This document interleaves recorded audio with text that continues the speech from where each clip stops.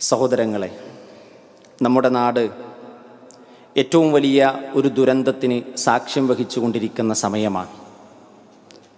നമ്മുടെ നാട് കണ്ട സമാനതകളില്ലാത്ത ദുരന്തങ്ങളിലൊന്നാണ് വയനാട് നാം നേരിട്ട് കണ്ടതും കേട്ടതുമായ വലിയ ദുരന്തം.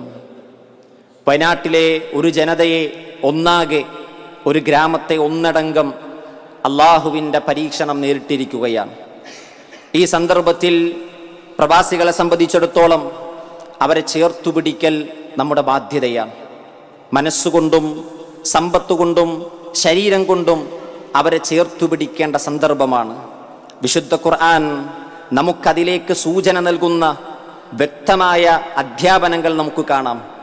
വിശുദ്ധ ഖുർആൻ സൂറത്തുൽ ബലദിന്റെ അവസാനത്തിൽ അല്ലാഹ് പറയുന്നുണ്ട്, ഫലഖ്തഹമൽ അഖബ, ചുരമാർഗം മലമ്പാതകൾ അവർ തിരക്കിക്കടന്നില്ല, മലമ്പാതകൾ അവർ തിരക്കിക്കടന്നില്ല. വമാ അദ്റാക മൽ അഖബ, എന്താണ് ആ ചുരമാർഗം? മനുഷ്യർ താണ്ടിക്കടക്കാതിരുന്ന, തിരക്കിക്കടക്കാതിരുന്ന ആ ചുരമാർഗം എന്താണ്?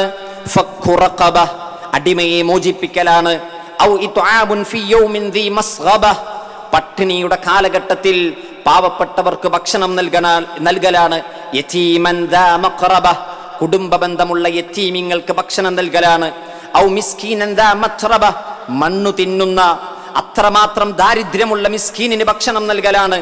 പിന്നീട് അല്ലാഹ് പറഞ്ഞു, സുമ്മ കാന മിനല്ലദീന ആമനു, പിന്നീട് വിശ്വസിക്കുകയും വതവാസൗ ബിസ്സബ്ർ, സബ്ർ കൊണ്ട് പരസ്പരം അന്യോന്യം ഉപദേശിക്കുകയും വതവാസൗ ബിൽ മർഹമ, പരസ്പരം കാരുണ്യം കൊണ്ട് പരസ്പരം ഉപദേശിക്കുകയും ചെയ്തവർ ഉലൈക അസ്ഹാബുൽ മൈമന, അവരാണ് വലതുപക്ഷക്കാർ. പ്രിയപ്പെട്ടവരെ, നാടൊരു ദുരന്തം അഭിമുഖീകരിക്കുമ്പോൾ വിശുദ്ധ ഖുർആൻ പറഞ്ഞ ഈ മതം പഠിപ്പിക്കുന്ന വലതുപക്ഷക്കാരാകണം നമ്മൾ.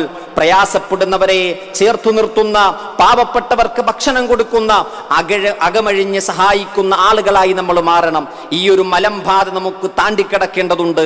വയനാട്ടുകാരെ, നിങ്ങൾ അല്ലാഹുവിൽ പ്രതീക്ഷയർപ്പിക്കൂ.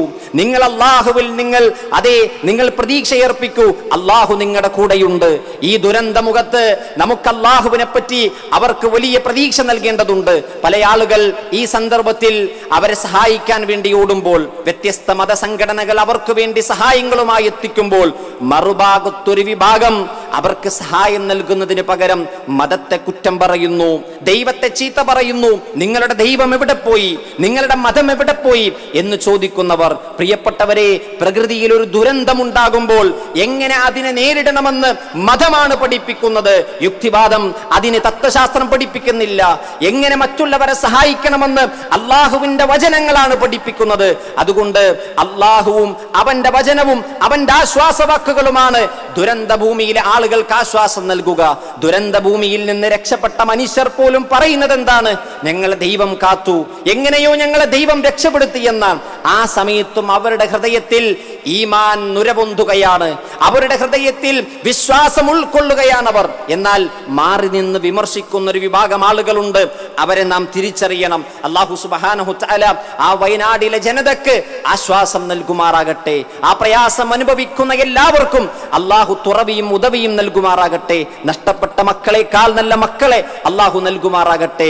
കുടുംബം നഷ്ടപ്പെട്ടവർ, സമ്പത്ത് നഷ്ടപ്പെട്ടവർ, വീട് നഷ്ടപ്പെട്ടവർ, എല്ലാം നഷ്ടപ്പെട്ട് ഒറ്റയായി നിൽക്കുന്ന ഒരുപാട് മനുഷ്യരെ നമുക്ക് കാണാൻ കഴിയും.